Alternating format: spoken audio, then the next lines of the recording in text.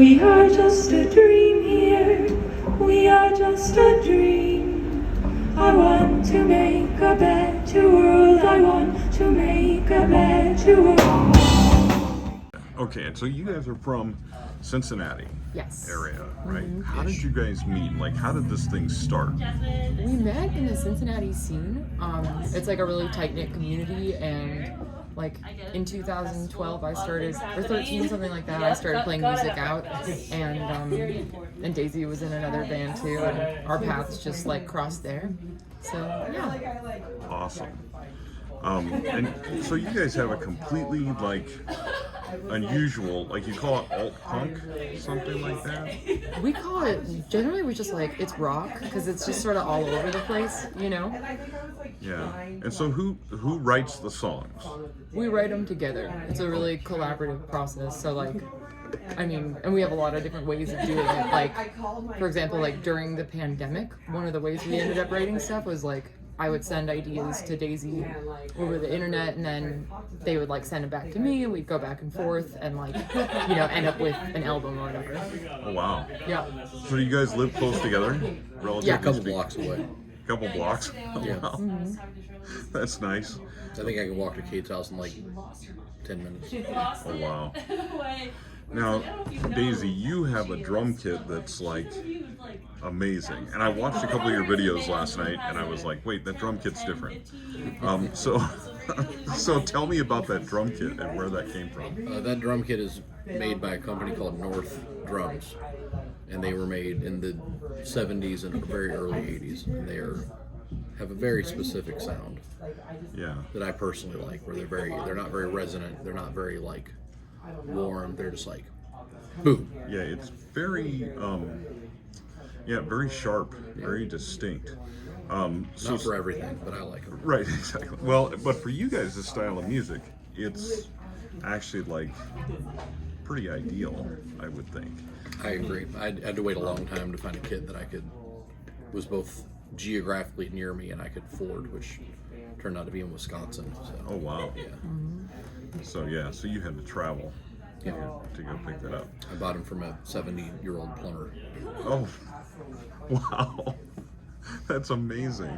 And so he was Thanks, like dude. just a drummer in a band or whatever, and just Yeah, I think he said he had them because they looked like pipes and he thought that was cool. And he used it as a visual for his plumbing business as well, which I thought was interesting.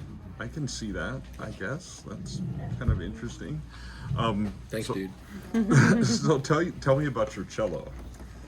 It's just an electric cello, and it's just like a cello that you plug into some amps and it works and it sounds loud and evil and like a guitar. Well, it's technically a child's practice cello that has been altered. Yeah, it's like it's like a really inexpensive entry model, and then like we got some friends of ours to sort of doctor up some of it so you can just plug it right in.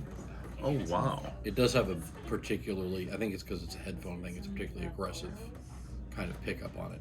Yeah. Yeah. It takes to distortion well. Yeah. Because other kinds of electric cellos we've done that with were like, Yeah, we okay, but not the same. So not you the changed the pickups, you kind of customized it?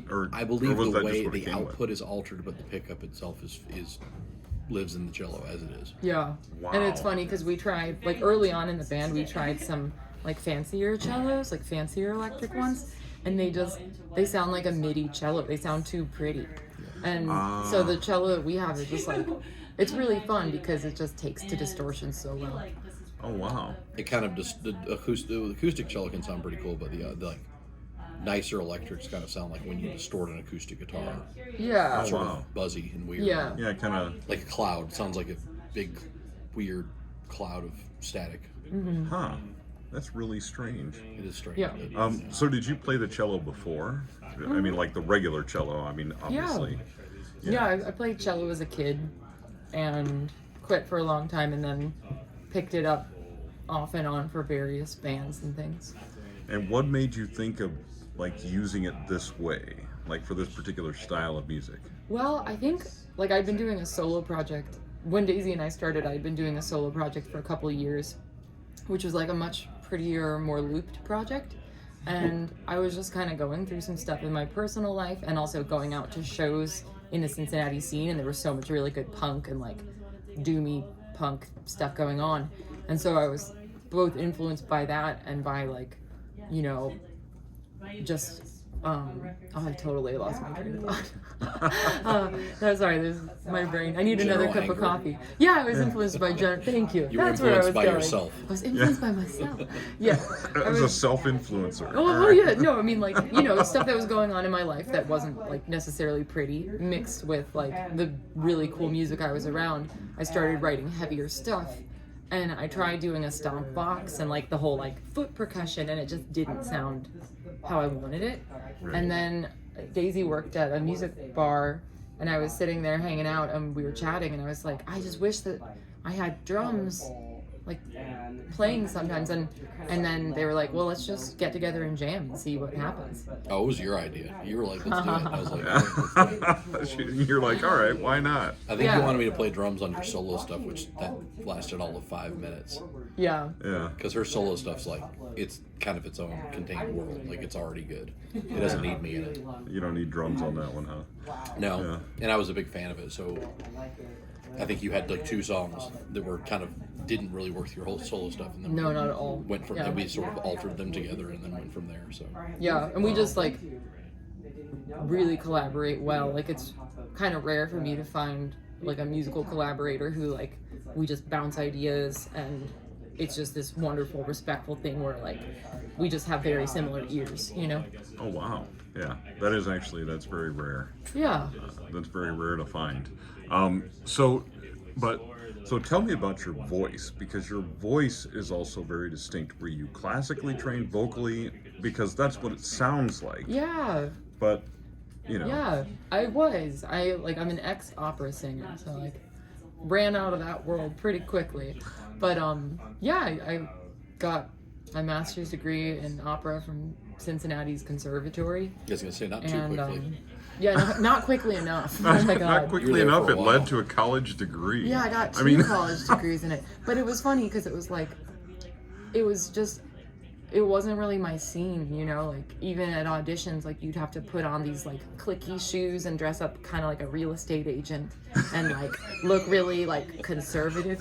And I just didn't really fit into that world. Like, I remember going to these auditions and being, like, my weirdo self, and people were like, Yeah. you know, and, Thanks for coming in. thanks for coming in. And I'm like, ah. And they're like, okay, you're intense.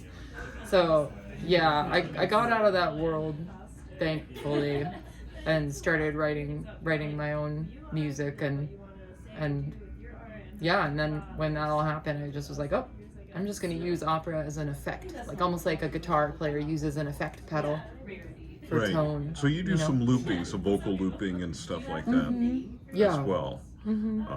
So yeah, so how did that come about? How does that work like live compared to your album stuff? Because your album stuff is it's actually very similar. So it's like really that's unusual Yeah. for someone that does looping stuff like that. So how do you make that work? Well, like I looped a ton with my solo project, so like I have that background of just like years of just hanging out with a loop pedal, having fun and experimenting and learning how I like to have it in songs. And then actually over the pandemic, that was like the perfect time for us to incorporate loops, because before the pandemic we'd been touring pretty much nonstop since we started as a band. Like we did just underground tours, like 150, 200 shows a year, like basements, coffee shops, really cool bars, wherever. And the pandemic, we just stopped and we like decided to try out using the loop pedal with it. So we had time to sort of like cocoon and work Develop on that. Yeah, figuring out how to make it work. It was always part of the goal to do it live. It was just we didn't quite know how to, and B, like never quite got around to it. But then once we did it, we were like, oh, this is cool. We have to make this a priority. Which a lot of it technically is like, you kind of have to have like earphones to do it really well. Like I've seen bands do it without it, but it's like because it's like we loop the cello too, but the vocal loops, it's like they sort of get lost if you can't If you don't, hear if you it. can't, Yeah. if you can't monitor it. Yeah, exactly. Yeah. Or at least for us, because we're not very good at what we do. But I mean, we just kind of had to figure it out and kind of get it together and So we took the time to do that, and then once we did it, we're like, oh, we have to do this. Yeah, and Yeah. I'm really excited because we're going to be recording some stuff probably this summer that we wrote this past year that's going to have more cello loops in it too. So it's just a really fun tool. Yeah. So, so your albums, are you indie produced? How do you produce your albums? Where do they come from? What's happening with that? Well, we write all the music, we like do all of that stuff. And then we have worked for the last two albums with Sofa Burn Records, which is a Okay. label out of Northern Kentucky. And they just helped us put out the albums. And then we actually put out a really cool split with Romanus Records. And like the cool thing about that record label is they do these custom vinyls that are like insane. Like Is that your green one? That's actually no, that one's Sofa Burn. Yeah, that's Oh. new. But the weird ones, I mean, like ours were like filled with glow in the dark sand. Do you And so mean, you put do you it mean on and literally it's- how we put the records out, or how do we record them? well, partly how you record them, but this part's interesting too. So Oh, don't. okay. No, Sorry. don't stop. Don't stop. I'm kind of Sand interested in records. that too. Yeah, no, but the sand records are awesome. So how do you guys record sand records? Sand records. I'm like, Sand. wow, that's really cool. You We record just- that we way. just No. record with sand, you know. We're very unique. We're indie and eccentric. No, tell them how we record. I'm I don't retired. know how we record. I I'm don't know done. anything. Actually, we've recorded most of our records with John Hoffman, who's in a lot of different bands in Cincinnati. He's in a band called Vacation That Tours, and then And a another band one called The Mimes, Mimes. who also Oh wow. And they just started touring. They're really awesome. Yeah, they're incredible. Wow. We've done 4 records with John, and we did 1 record with Mike Montgomery from who does Candyland. Oh wow. He's recorded a bunch of bands. He's very, very good as well. That's incredible. But That's I mean, good. yeah, they're kind of like in an engineer role. I mean, we ask them their opinion, and then sometimes we listen to it, sometimes we don't. Yeah. It's mostly us just arguing till we have a record. Yep. Yeah, going through the studio time and arguing until you have something. Trying to play the parts right. Trying to rule. Yeah, exactly.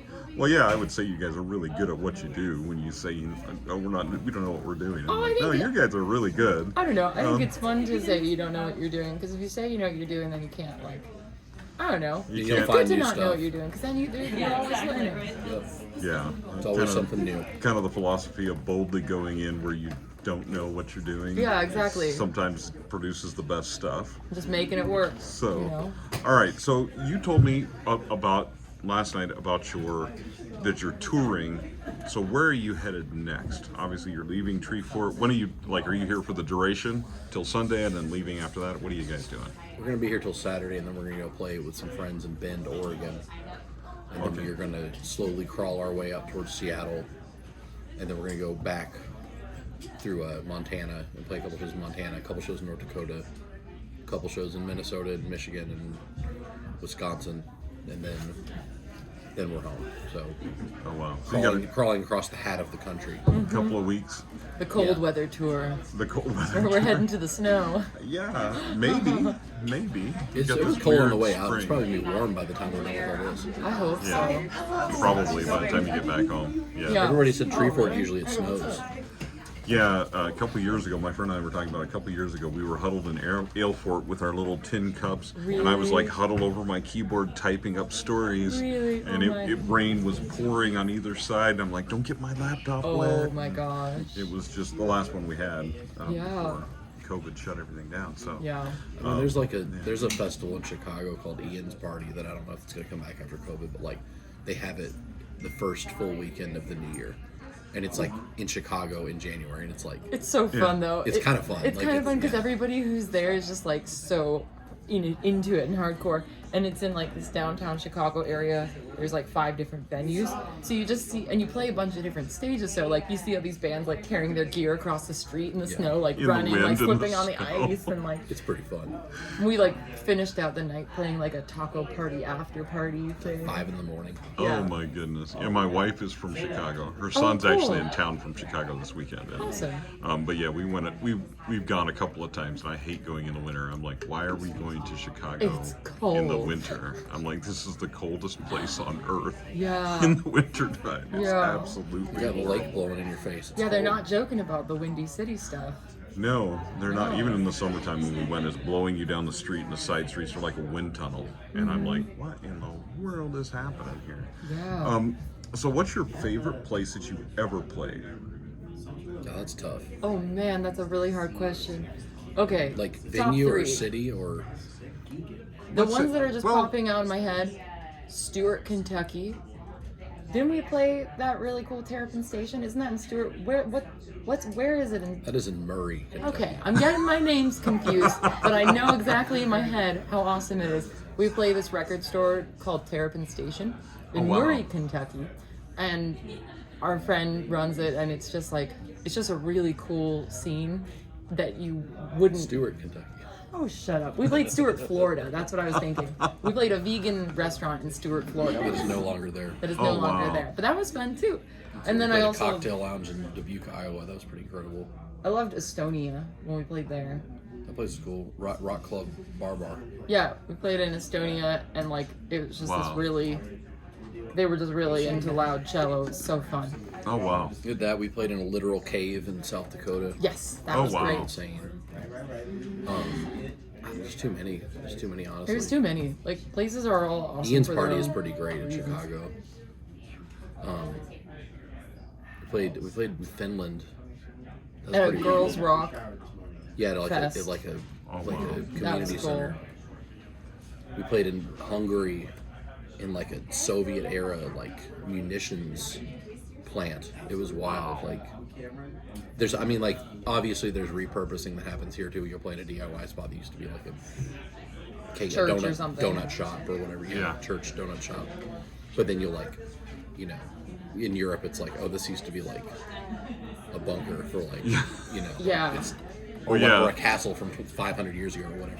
Yeah, their it's stuff is so incredible. much older than ours. It We think is. we And think that- an old town in America is 150, 200 years old. Right, and that trickles down to like DIY stuff or shows where it's like you're playing in some place that's like older than anybody you know. Yeah, You know, that is amazing. Absolutely amazing. Any worse places where you just say, I'd never go back there?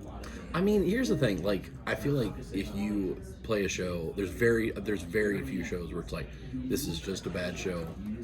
It's just dumb. Like, there's nothing redeeming about this. There's something redeeming about most shows. Yeah. Like, unless you like, I'm trying to even think of like a situation where it would just be all bad and nothing else, but it's like really hard. Yeah. Because like if there's not that many people there, it's like cool. The 3 people who showed up to see you play. Like play good. Yeah. Maybe you'll make a friend. Maybe you'll make a connection. Maybe you'll have a good time. Maybe you'll have a nice conversation. Like it's not. I don't know. Like there's very few shows where it's like this was just bad. I feel like if you're going out on the road and doing this kind of stuff, you kind of have to have that attitude of like always finding the awesome thing about the show, and you just have to be grateful for the fact that they're putting on a show. You know what I Yeah. mean? Like maybe it didn't turn out the way that you really would have hoped, but like you still have people like really trying their best to put on an awesome show for you. So I feel like if like I don't know, I don't like to dwell on like if things don't go 100%. Yeah. Yeah, it always could have been worse. They really could. It really could. Yeah. Yeah. I was trying to think of an irredeemable show, like a theoretical one, and I thought of like if they like booked you a show and then they just showed up and they just beat you up. Yeah, that would be bad. Like we if have it was not had that like happen if it was yet. like a catfished show where you like They You just show up and they're like, "Where's just your show money?" up and they're just like, give me your money and Yeah, give me beat your the tar cello. out I of you. want your they all have cello. masks on and they have bats and they just beat you up and take all everything. That would be bad. That Yeah. would be a bad That would show. be that'd be a bad But anything show. above that is Anything above that is good to go. Yeah. Yeah, those are our standards. please don't rob book us. Please don't rob book. Those are pretty good standards, actually. That's I mean, not like, there's bad some at all. spots where it's like, I'm not gonna name names. I don't want to hurt anybody's feelings, but I mean, like, there's spots where it's like, we just like the people who own the place are like nice, and like I mean- we'll just pop in and like it's just nice to see them. Like it's a nice way, and it's like The show is 5 people, and it's always 5 people, but it's fun. Like, it's nice. I think yeah. like the funny shows actually would be like the ones where we're just kind of inappropriate for the space. Like, Yeah. you know, Yeah. like a conservative coffee shop. We played I'm Afraid of Americans, and I remember seeing this woman walk her child up to the coffee shop and cover the child's ears. I mean, we got booked to But I play. mean, that was even fun though, because there was kind of like, we are bringing weirdness to this place. Like, I mean, we got booked to play a 4th of July event in our neighborhood, and we opened with I'm Afraid of Americans because we're like that, and there were like people in Trump hats flicking us off. Like, it was pretty yeah, funny. You know, it was like, fun. Oh yeah, no, that's all good stuff. Well, yeah. That's stuff, but that's also kind of fun. It's fun. Yeah, well, yeah, there's a certain amount of element of introducing just Yeah. that stuff Yeah. into the space. Yeah. Yeah. No, that's really interesting. Well, okay, so next album, you were telling me a little bit about, you got another album in the works. Tell us a Correction. little bit about that. We have 2 Two albums. more. in the Two, works. okay. So we just released Come Clean Right Now this past year, and for the next couple months we're going to be, like the next year or so, we're still going to be touring on that. And we have a record that we actually recorded before the pandemic that we were going to release in 2020, but when 2020 hit, it was just like, it just was not the time to release music, or at least that's how we felt. It just didn't feel like it was of the times. It was a little bit of a long situation where we had some friends who were like, who knew a few bigger record labels who were like shopping it, I guess is the term. And like, as soon as the pandemic hit, they were all just like, everything shut down. Everything was silent. And it was just kind of like, and not that we were like holding out hope that it, or anything. It was just more just like, okay, this isn't the focus right now. We sort of immediately started writing another record that became what we're putting out now. So this is now like this sort of time capsule record that will come out. Then that record is called Let It Be Gone, and that will be out on Romanus Records in September. Oh, wow. But that is Okay. now like, at that point it will be like a 4-year-old record. And then we have another record That we wrote this past year. yeah, that we're finished writing, but we need to record. It will be out like next year. Like I'm so 2023. excited for it. That is fantastic. fun. So we're just gonna keep putting them out. Yeah. Keep putting them out and keep touring. Keep writing That's the weird plan. stuff and keep putting it out. Well, that sounds absolutely fantastic. Well, that's all the questions I have for you. Anything else you want to tell people? Where are you? You're playing again tonight, right? Yes. 7 o'clock. 7 o'clock Kin, at yeah. Kin. Okay. And I guess the only other things are, if you want to follow our band, all of our social media is just Lung the Band. And that's where you'll find all of our tour dates. And lungtheband.com also has all that stuff too. Okay. Yeah, I was going to ask So- your website. That's you beautifully covered that all by yourself. Thank you for having us in your lovely, lovely city for Tree Fort. Yeah, Tree Yes. Fort's been awesome. This is fantastic. You coming back next year? We hope so. Can you? If we're summoned, We want to Can, do something. can I do something Can about you that? make us No, come back I next cannot year? make that. we have a friend who actually put on our first record on cassette named CJ Boyd, and he played here every year, I think, and he sort of recommended us. And so, CJ, if you haven't checked him out, he's an incredible musician. So Cool. he was like, oh yeah, you have to do Tree Fort. It's the best. Yeah, It it is is. the best. It is. He knows. He was on tour. He had an 10 or 11 year long tour. Wow, Yeah. CJ's awesome. CJ's cool. that is really cool. Is that you guys' plan? 10, 11 year long tour. Maybe Woo! we'll never beat Bob Dylan though. Bob Dylan has technically been on tour since like the 80s or so. There's some Yeah, crazy thing where something- somehow yeah. he has technically been on this like elongated tour. 35 something year tour or something like that. Yeah. I don't know if I can. Bob Dylan, CJ Boyd, Lung. There you go. That puts you in good company, right? yeah, I right. mean, that's fantastic. Jucifer's in there somewhere too. Yeah. Oh, that's true. That's true. All right. Probably Well, Bob thanks, Dylan, you guys. Jucifer. Yeah, I thank appreciate you. that. Thanks for having us. And we'll see you tonight for sure.